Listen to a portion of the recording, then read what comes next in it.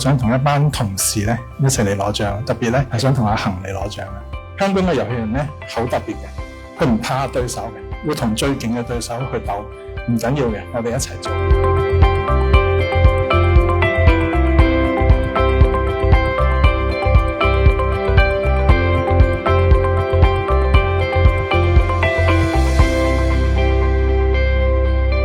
iCITA Award 嘅肯定咧，同見證咗呢個數字藝術嘅市場變化，同埋各行各業有機會用到數字藝術嚟創造呢樣價值嘅。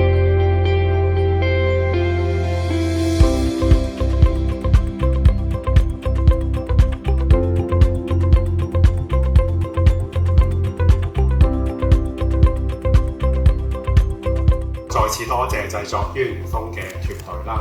今年係香港動畫大放異彩嘅一年，請大家繼續留意同支持香港嘅動畫創作，多謝大家。2025香港資訊及通訊科技獎數碼娛樂大獎得主係要再次上嚟啦！好 workshop， 恭喜晒！再下一城得獎作品《妖月如風》獲得2025香港資訊及通訊科技獎數碼娛樂大獎，恭喜兩位！